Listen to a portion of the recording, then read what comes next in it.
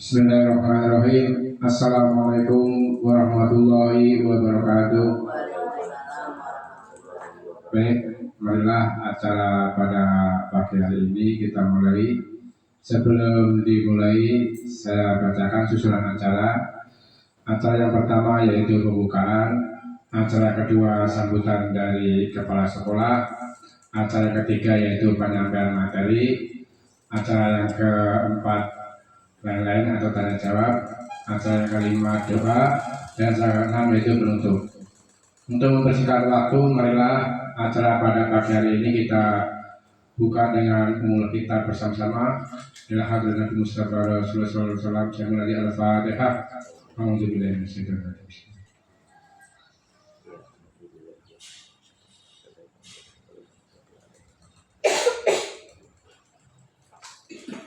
Terima kasih, mudah-mudahan dengan pembacaan kitab tadi dapat memperlancar acara pada pagi hari ini.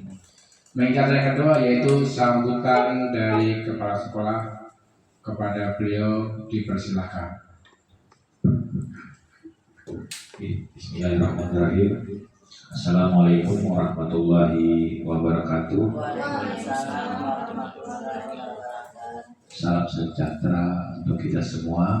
Yang saya hormati Bapak Ibu Dewan Guru SD Negeri 3 Baru Utara, dan yang saya hormati khusus untuk CGP calon guru penggerak angkatan 11 Bapak Muhammad Alwi SPD, yang pada kesempatan ini akan menyampaikan diseminasi budaya positif untuk program guru penggerak.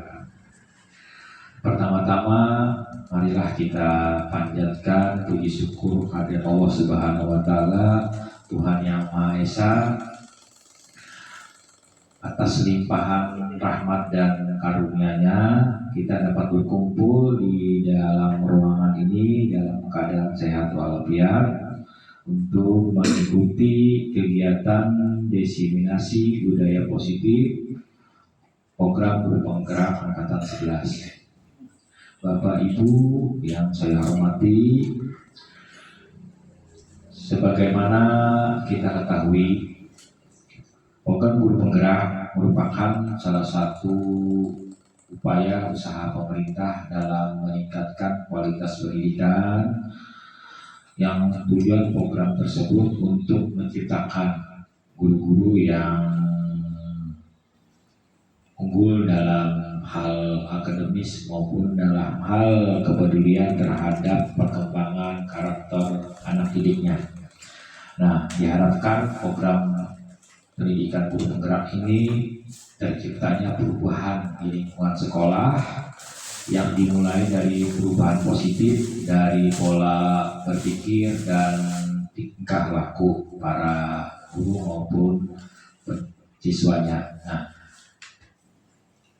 judul budaya positif yang kita lihat di slide yang dibuat oleh Pak Alwi ini itu merupakan fondasi atau menciptakan lingkungan belajar yang kondusif, yang mana budaya itu mencakup kedisiplinan, saling menghargai, kerjasama, serta semangat terus belajar dan berkembang. Nah, dengan diseminasi budaya positif ini kita berusaha menanamkan nilai-nilai positif yang ada tidak hanya pada guru, pada siswa, juga untuk seluruh warga sekolah kita.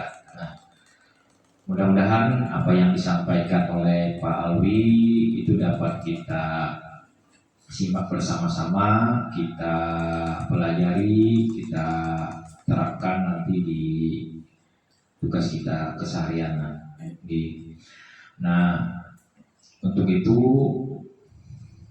sebelum saya akhiri, saya ucapkan kepada Pak Alwi yang telah menyampaikan diseminasi budaya positif.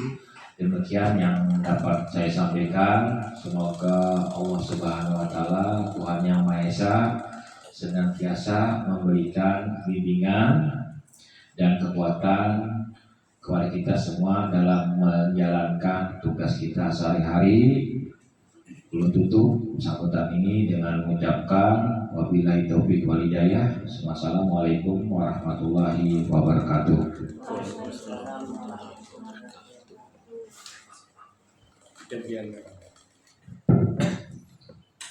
Demikian tadi sambutan dari Bapak Kepala Sekolah. Mudah-mudahan apa yang diharapkan beliau bisa tercapai. Amin. Menginjak yang ketiga yaitu penyampaian materi yang akan dibawakan oleh Bapak MAW SPD. Kepada beliau dipersilakan.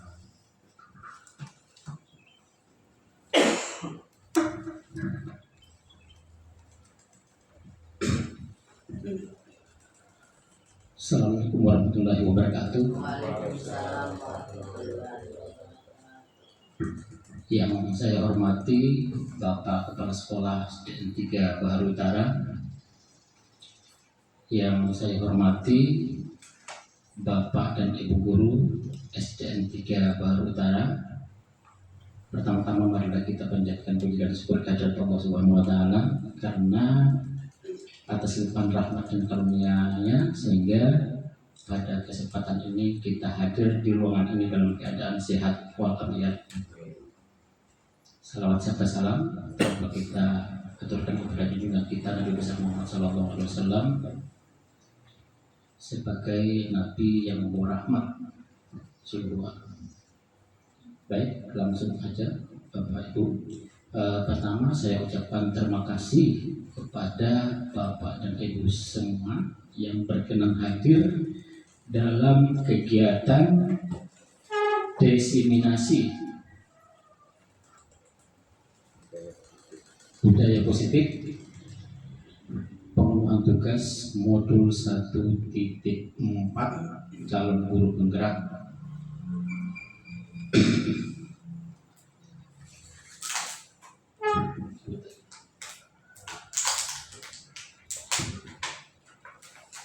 Yang pertama, kira-kira apa yang ada di benak Bapak Ibu setelah melihat tulisan budaya positif yang ada di layar itu?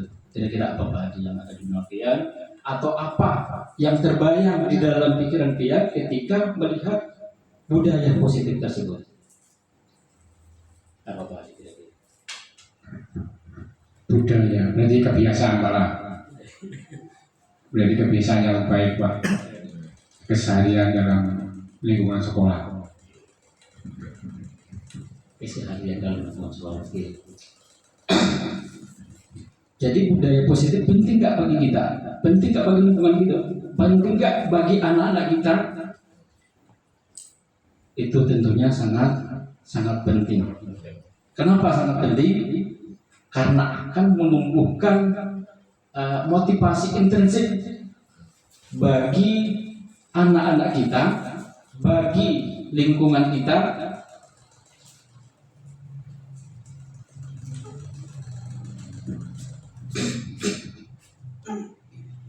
karena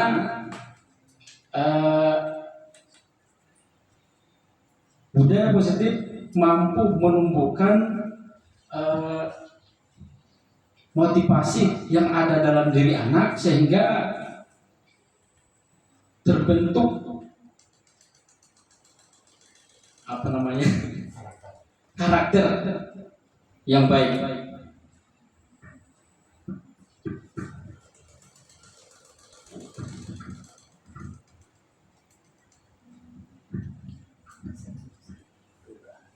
Ini konsep inti budaya positif.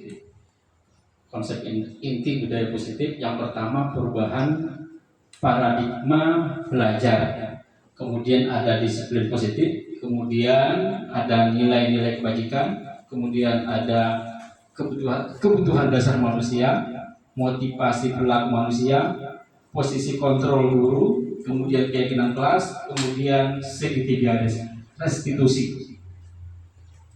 Yang pertama perubahan paradigma belajar.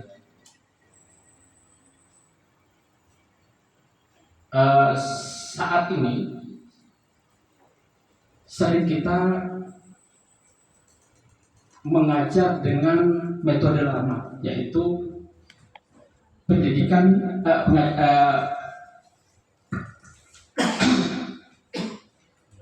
pembelajaran berpusat kepada guru.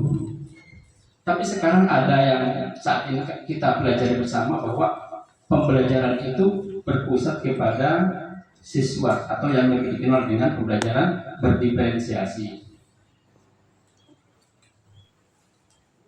Karena di dalam pembelajaran berdiferensiasi ini kita cari tahu kebutuhan murid, kebutuhan belajar murid. Langsung saja guys. Oke.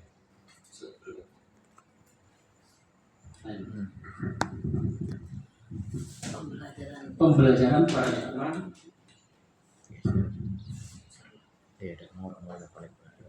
pembelajaran dengan paradigma baru. Pembelajaran dengan paradigma baru merupakan pembelajaran yang dirancang berdasarkan prinsip pembelajaran berdiferensiasi sehingga murid belajar sesuai dengan kebutuhannya berdasarkan tahap perkembangan sesuai dengan psikologi modern untuk mewujudkan profil belajar Pancasila.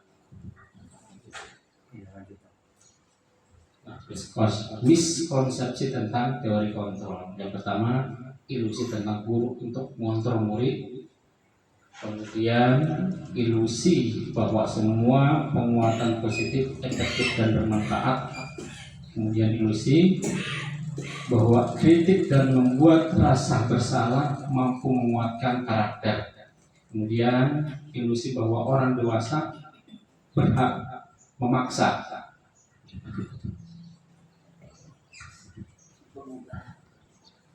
Kemudian mengubah paradigma stimulus respon ke pendekatan teori kontrol.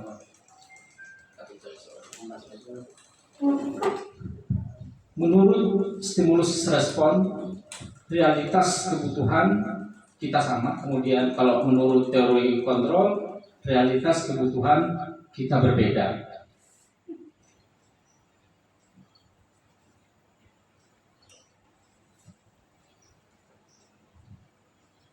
Kalau menurut stimulus respon, semua orang melihat hal yang sama. Kemudian kalau teori kontrol, setiap orang memiliki gambaran yang berbeda. Kemudian kita mencoba mengubah orang agar berpandangan sama dengan kita.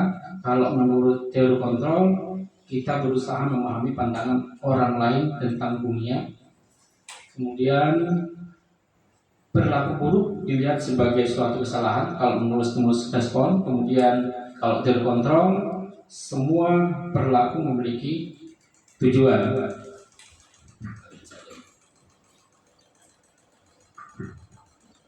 Disiplin positif. Disiplin positif berasal dari disiplin yang artinya belajar, mengacu pada disiplin diri yang memiliki tanggung jawab terhadap apa yang dilakukan berdasarkan nilai-nilai yang diyakini. Kemudian disiplin positif merupakan salah satu penerapan disiplin bertujuan untuk menumbuhkan kesadaran serta memberdayakan murid tanpa imbalan, penghargaan, ancaman ataupun hukuman. Kemudian sebagai pendidik, tujuan kita adalah menciptakan murid yang memiliki disiplin diri sehingga mereka berperilaku mengacu pada nilai-nilai kebajikan universal dan memiliki motivasi intrinsik dalam perubahan perilaku ke arah yang lebih baik. Karena di dalam diri anak itu kan ada motivasi intrinsik dan ekstrinsik. Karena belum tentu anak itu patuh dengan kita atau taat dengan perintah kita itu berdasarkan nilai budaya motivasi intrinsik yang ada dalam dirinya. Itu bisa saja dari motivasi yang dari luar, motivasi ekstrinsik.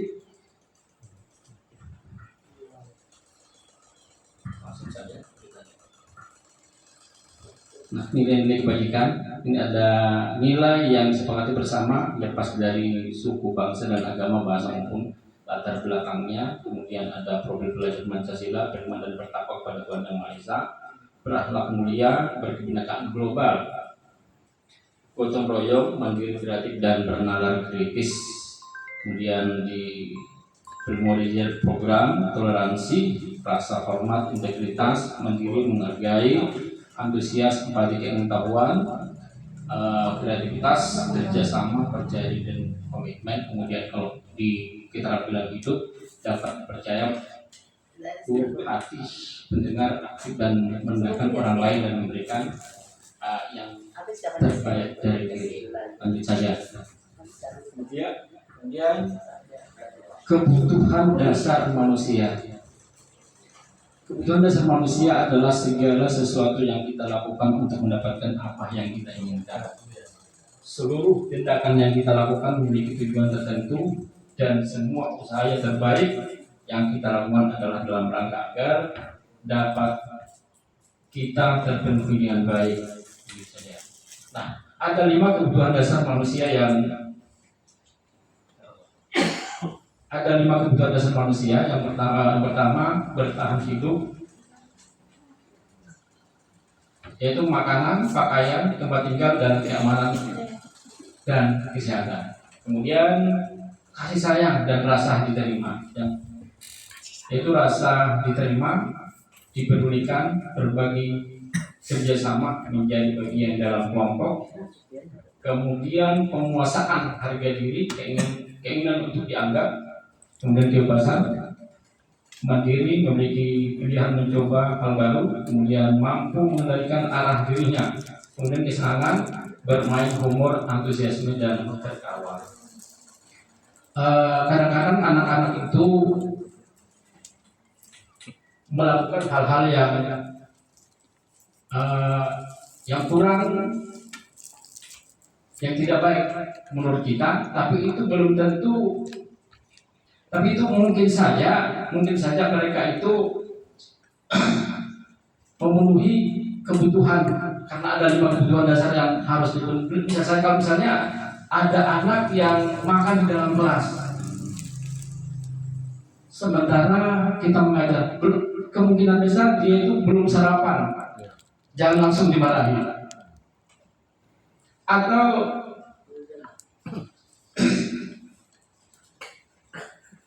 datang terlambat, bisa saja ada kebutuhan yang ingin dipenuhi anak tersebut. Langsung saja. Saya bisa terlambat, Pak. Motivasi perilaku manusia. Di sini ada beberapa motivasi perilaku manusia untuk menghindari ketidaknyamanan atau hukuman. Kemudian untuk mendapatkan imbalan atau penghargaan dari orang lain.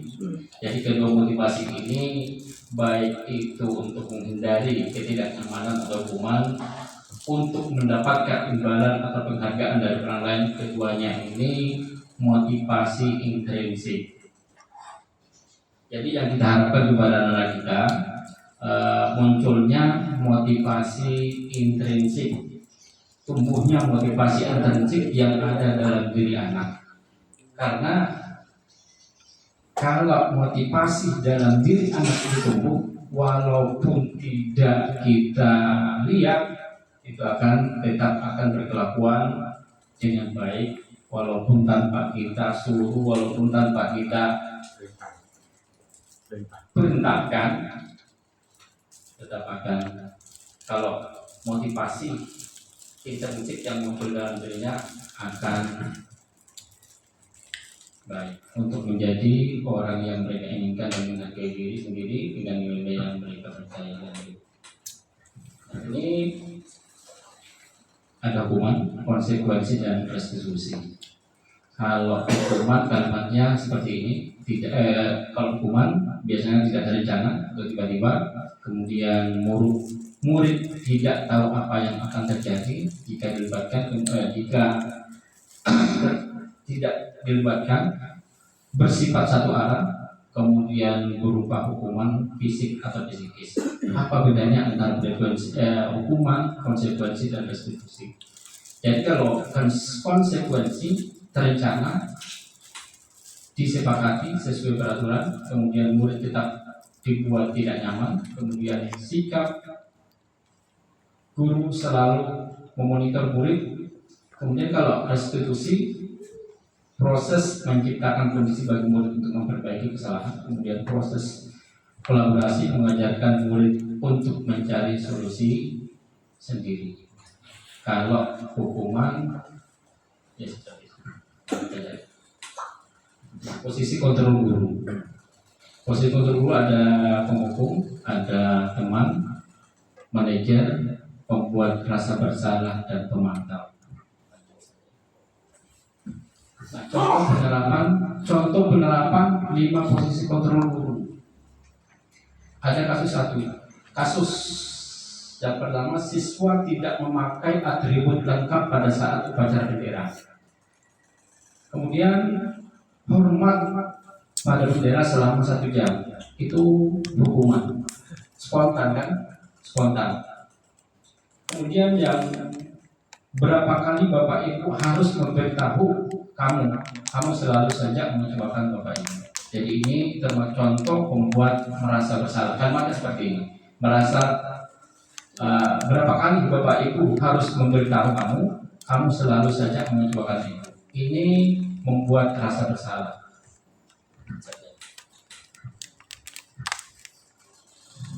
Kemudian kalau posisi sebagai teman, kalimatnya, ayo dong ikuti aturan sekolah, tolong bantu Bapak Ibu sekali ini, ya sudah tidak apa-apa, lain kali jangan sampai berbuat seperti ini lagi ya. Itu contoh kalimat yang dikeluarkan ketika kita sebagai teman. Kemudian sebagai pemantau, kalimatnya seperti ini. Kamu sudah melanggar peraturan sekolah. Kamu tahu konsekuensinya. Setelah upacara, kamu beri atributnya ke koperasi dan jangan ulang lagi. Kalau sebagai manajer, kalimat begini, apakah kamu tahu kesalahanmu? Kira-kira bagaimana kamu memperbaiki kesalahanmu? Kalau sebagai manajer, dan ini sebagai manajer lah yang kita harapkan, posisi manajer lah yang kita harapkan. Lanjut. Nah, kira-kira posisi kontrol apa aku? Kalau saya kecewa sekali dengan kamu, kira-kira apa ini? Kalau posisi kontrol apa? Saya kecewa sekali dengan kamu. Apakah dia sebagai teman? Apakah dia sebagai pemantau? Apakah dia sebagai manajer atau sebagai atasan? Tidak.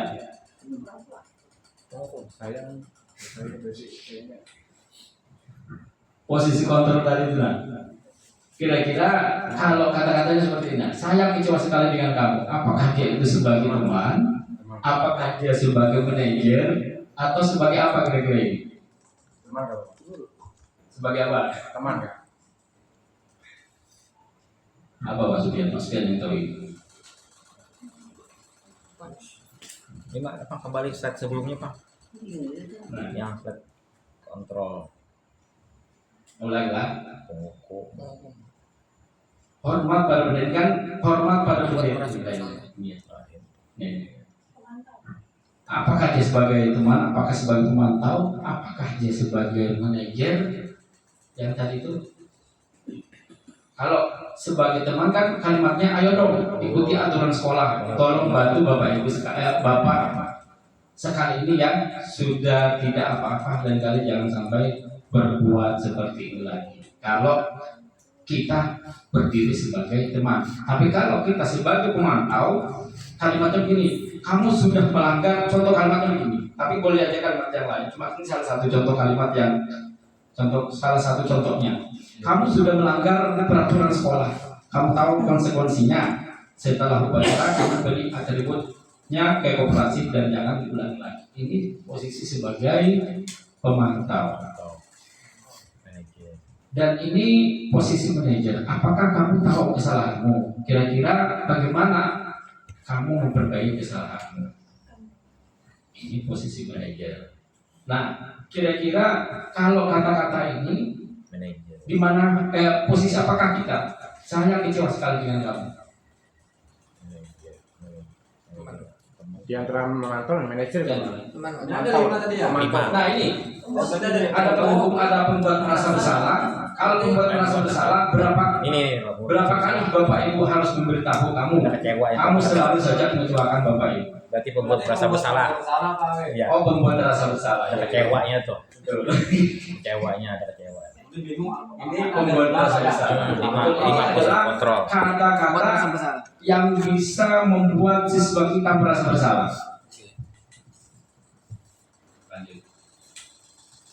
Posisi kontrol apakah aku? Kamu tidak pernah benar melakukannya. Apakah dia sebagai penghukum atau manajer atau pembuat merasa bersalah? Kamu tidak pernah benar melakukannya. Kamu tidak pernah benar. Manajer ya? Mantap. Manajer. Buat rasa bersalah. Oh itu Buat rasa bersalah. rasa bersalah. Salah juga. Tenang. Punishment. Kamu beri pemantau ya? Kamu sudah melanggar. Kamu ya. Kemudian posisi kontrol apa? Kamu tidak pernah benar melakukannya. Posisi kontrol apakah aku? Aku rencana apa rencanamu untuk menyelesaikan masalah ini? Manajer. Manajer. Manajer. Iya, betul. Iya.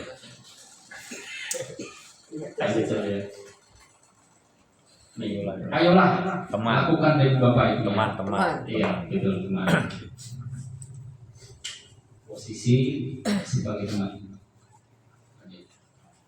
Kamu tidak akan mendapatkan nilai jika tidak mengerjakan tugas. Pemantau apa hukuman? Pemantau. Kamu tidak akan mendapatkan nilai jika tidak mengerjakan tugas. Apakah dia sebagai pemantau? Apakah dia sebagai penghukum? Dua tuh antara dua-dua. Atau pembuat rasa bersalah? Penghukum Pak. Kamu tidak akan mendapatkan nilai jika tidak mengerjakan tugas. Penghukum lah. Masa Lain. Lain. Pemantau. Tak salah pada menghukum. pemantau ya? Ya.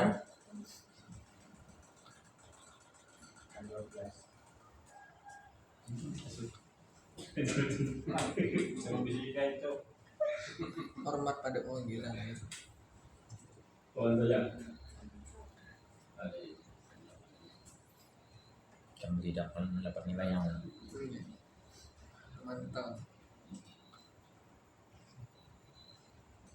Pemantau ya? Oke, mantap. Kemudian keyakinan kelas masuk ke keyakinan kelas saja. ada sambil ada. Sambil Pak. Hmm. Keyakinan kelas. Mengapa keyakinan kelas? Mengapa bukan peraturan kelas, Pak Haji? Kenapa harus keyakinan kelas? Keyakinan kelas. Kemarin untuk di Sabtu yang lalu kebetulan saya membuat keyakinan kelas. Ini nanti. Mengapa keyakinan kelas? Mengapa bukan peraturan kelas?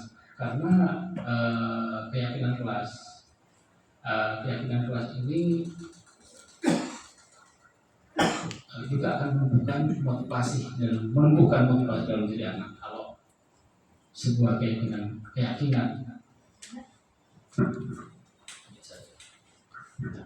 pembentukan keyakinan kelas pertama bersifat abstrak, kemudian berupa pernyataan universal dibuat dalam pernyataan tertib, kemudian sedikit saja agar mudah diingat, jangan banyak-banyak, sedikit saja supaya keyakinan kelas itu mudah diingat sesuai dengan kondisi kelas dan sekolah sehingga mudah diterapkan. Kemudian semua warga sekolah dilibatkan saat membuat keyakinan kelas. Nah, segitiga seperti suatu proses dialog yang dijalankan oleh guru agar menghasilkan murid yang mandiri dan bertanggung jawab. Di segitiga struktur ini ada validasi tindakan yang salah, kemudian menanyakan keyakinan kelas atau menstabilkan identitas. Lanjut saja. menstabilkan identitas berdasarkan prinsip membuat kesalahan adalah bagian dari proses pembelajaran. Yang pertama, berbuat salah itu wajar, itu kata tadi menstabilkan identitas. Kemudian tidak ada manusia sempurna, kata tanya, contoh kata tanya. Kemudian bapak ibu juga pernah melakukan itu. Kemudian bapak ibu tidak mau mencari siapa yang salah, tapi bapak atau ibu ingin mencari solusi dari permasalahan. Kemudian kamu berhak merasa Kamu berhak. ini kalau kata-kata yang dikeluarkan ketika kita mau menstabilkan identitas dan validasi tindakan yang salah berdasarkan prinsip yang sudah dilakukan pada suatu kebutuhan tertentu. Ini pasti kamu punya alasan mengapa kamu melakukan hal itu. Ini yang biasa kita sampaikan kepada anak-anak ketika kita validasi tindakan yang salah.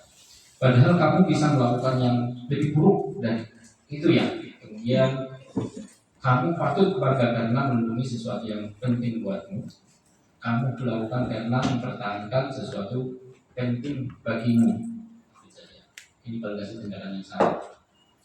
Menanyakan keyakinan. Kalimatnya, apa keyakinan kelas kita? Nilai-nilai apa yang telah disepakati bersama? Kemudian seperti apa gambaran sebuah kelas yang ideal menurut kamu? Kemudian kamu ingin menjadi orang yang seperti apa? Inilah contoh-contoh kalimat yang digunakan ketika kita mau menanyakan keyakinan terus. Oh, ini kasus. Ini contohnya yang saya praktekkan di dalam kelas. Sebentar aja. Chelsea. Karena drum band sangat jadi Oh, suaranya lah. suaranya ulun anu Suaranya suaranya di sini. Itu tuh Paul.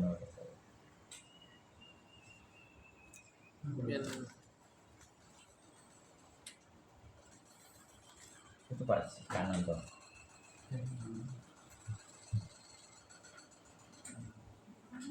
Pojok kanan ya di ada tuh. Kanan layar tuh. Tadi tuh pas klik ada timbul volume. Lain ke atas lagi ke atas. Nah, lagi. Oh, Nah, itu ya. Oh, sudah. Udah. Om, Kada connect kok. Kada connect laptop lawan ini. Lawan speaker. Biar connect kakan dulu. Bluetoothnya biar nang connect kakan.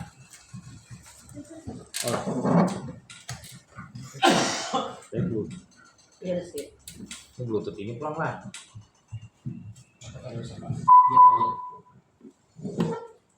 Oh iya. Kok suaranya Bluetooth di laptop kau lah. Ada suaranya juga kan?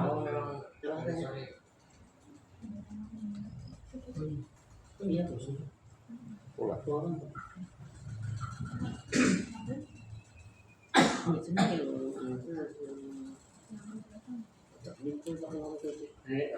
Selamat datang.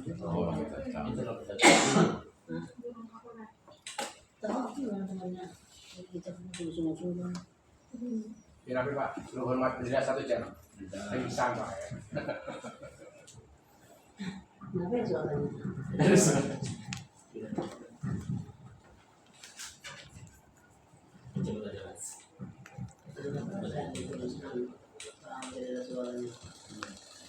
Makan model. Elok. Anak laporkan cintanya.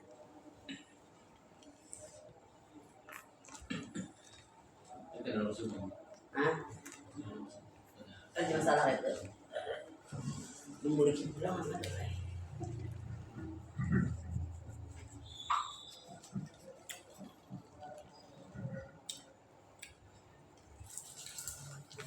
Bulan Sofian 2 bulan ya pasukan ini berapa 6 bulan kan Akan merangkik.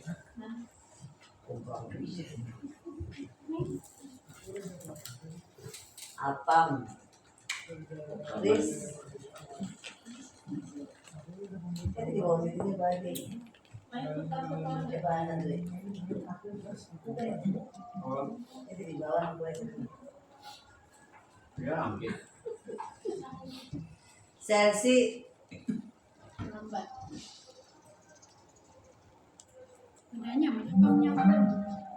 Ini pengobatan keyakinan kelas kalau sebentar ya. Belum masuk. Jadi langsung menutup aja. Dalam Sini penerapan seorang kami pengeluaran 4 jam rupiah. Kamu 4 jam rupiah nang sekolah. Sian sini. langsung menutup aja. Sorry ya. Satu aja. Untuk dalam penerapan program disiplin positif, hendaknya guru memiliki standar kepribadian, profesional dan sosial baik, di mana guru harus mampu merefleksikan dirinya dalam posisi sosial saat ini. Bagaimana perjalanan dirinya sebagai among manajer yang menuntun murid-muridnya menjadi insan mandiri dan tidak bertanggung jawab. Itu aja Pak. Terima kasih. Assalamualaikum warahmatullahi wabarakatuh. Waalaikumsalam warahmatullahi wabarakatuh.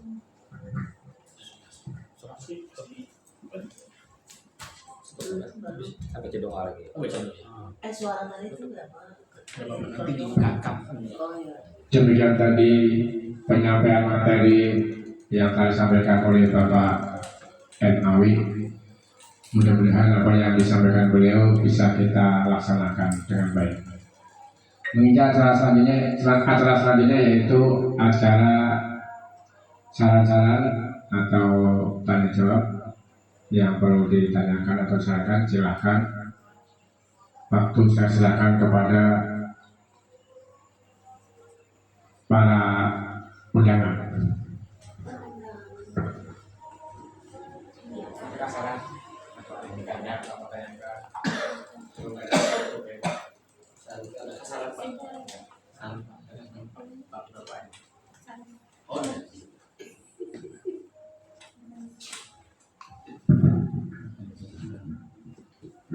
Terima kasih. Assalamualaikum warahmatullahi wabarakatuh. Terima kasih telah Pak Alwi telah menyampaikan diseminasi budaya positif yang ilmunya didapat dari program pendidikan guru penggerak. Moga-moga apa yang disampaikan Pak Muhammad Alwi tadi dapat kita terapkan dalam kita menjalankan tugas sebagai pendidik. Nah, dalam diseminasi budaya positif tadi di bagaimana posisi 5 kontrol pendidik. Yang pertama itu sebagai teman, yang kedua sebagai pemberi hukuman, yang ketiga pemantau, yang keempat yang kelima itu manajer, yang keempat lupa tadi pemberi rasa bersalah. Nah, jadi kelima posisi kontrol tersebut ulun harapkan kita dapat memposisikan sebagai manajer, bukan sebagai teman, bukan sebagai pemantau, bukan sebagai pemberi rasa bersalah, dan bukan pemberi hukuman, nah tapi sebagai manajer. Nah, itu yang ulun harapkan sebagai manajer itu di mana coba slide-nya manajer itu Pak. Nah, itu kita memberikan semacam solusi itu didatangnya dari murid itu sendiri. Nah, bagaimana dia masalah yang dihadapinya, dia sendiri dapat memberikan jawabannya sendiri. Nah, itu yang diharapkan sebagai manajer. Nah, sehingga nantinya kedepannya anak-anak dapat mengatasi permasalahan tersebut dengan lebih baik. Tapi kan kita tetap juga sebagai manajer itu mengarahkan apa-apa hal-hal yang positif yang untuk membentuk karakter siswa itu menjadi lebih baik sesuai dengan profil belajar Pancasila. Jadi demikian yang dapat saya sampaikan. Assalamualaikum warahmatullahi wabarakatuh.